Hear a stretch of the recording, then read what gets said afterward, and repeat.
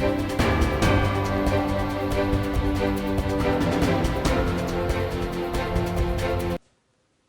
jour dédié pour l'élévation de l'âme, le Hilul Neshama de Madeleine Mestodi Bat Rachel, Zochron Livracha, donc c'est aujourd'hui l'anniversaire du décès.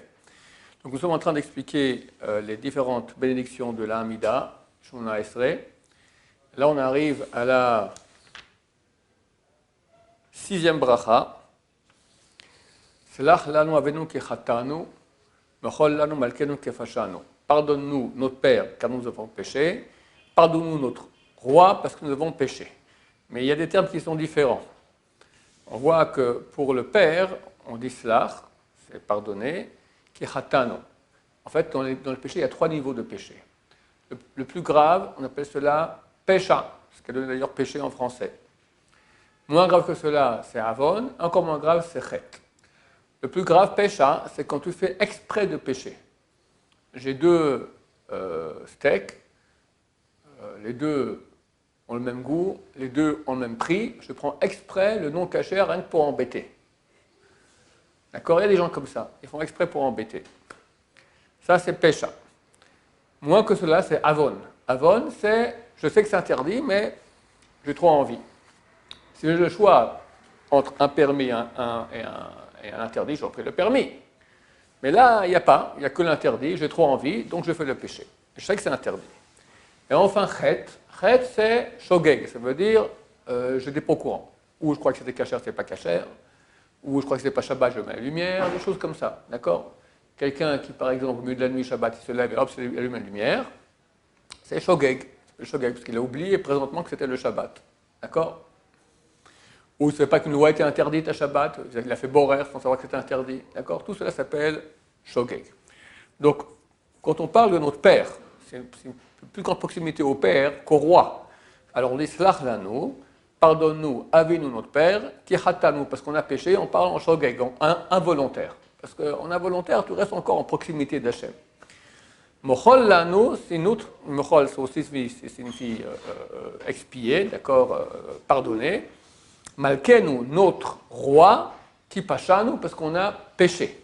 Et là on parle du plus grave qu'il y a. Donc celui du milieu, on ne le cite pas. Du plus cool au plus grave, pardonne-nous. Et lorsqu'on parle du plus cool, on parle de notre Père. Et lorsqu'on parle du plus dur, on parle de notre Roi. Kiel tov havesalach ata, car tu es un roi, un Dieu, pardon, bon et qui pardonne. Baruch Hashem, Hanoun amar ben Yisroach, béni soit-tu l'Éternel. Hanoun.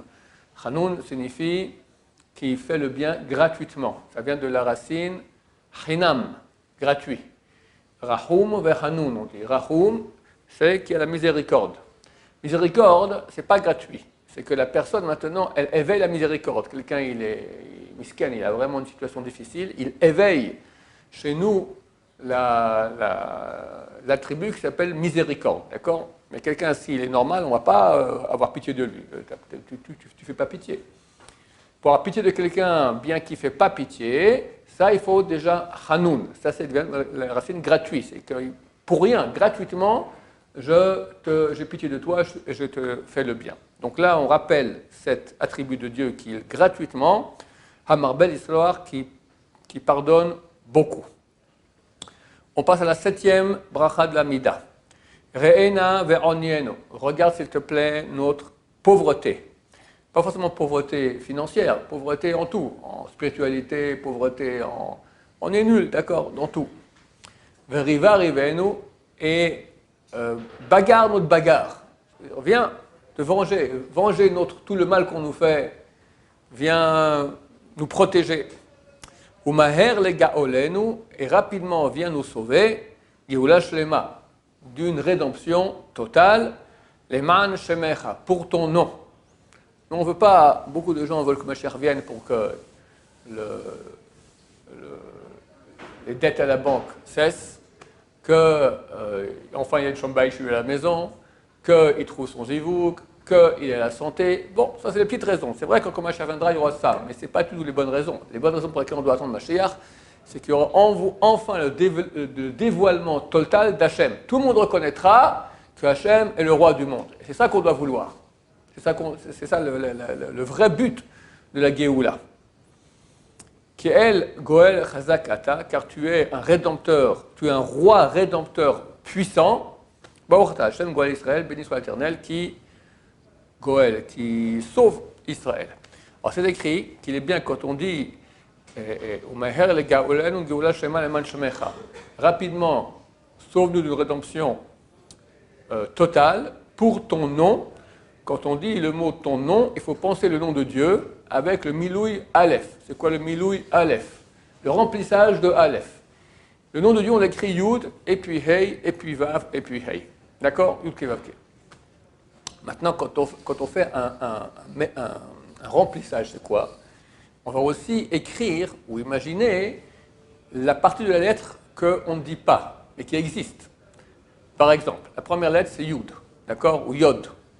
Yod, c'est quoi? C'est un petit truc comme ça, d'accord? Mais quand je dis Yod, je dis plus que le petit. Je dis O et D. Alors, comme en français, j'aurais dit Y, I, d'accord? C'est comme ça que je le prononce. Mais la lettre, elle a un nom. C'est Y-O-D. En hébreu, Yud Vav Daled. Alors, quand on écrit des fois le nom de Dieu en remplissage, on va écrire tout avec le nom des lettres. On va écrire Yud, Yud Vav Daled. Hey, Hey, Yud, par exemple. Vav, on va l'écrire Vav, Yud, Vav. Et de nouveau, Hey, Hey, Yud. Vous me suivez jusqu'à là? Dans ce remplissage, il y a 4 façons de remplir. Le remplissage qu'on appelle le nom de Dieu, Ab 72, c'est avec des Yud, comme je fais maintenant. Yud, Vav, Daled. Le Yud, il reste toujours le même, il ne change jamais. C'est le Hey, le Vav qui change. Le Hey, j'ai 3 façons de l'écrire. Je peux l'écrire Hey, Yud, Hey. Je peux l'écrire Hey, Hey, Hey. Ou je peux écrire Hey Aleph, Hey, Hey. Tous les 3, ce sont des Hey, mais écrits différemment.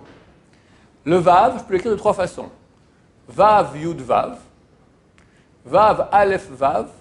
Et Vav, Vav. Et les 3 existent. Alors, un des noms de Dieu, ça s'appelle ça Miloui Aleph, un remplissage de Aleph. On l'écrit comme ça, Yud, Vav, Daled.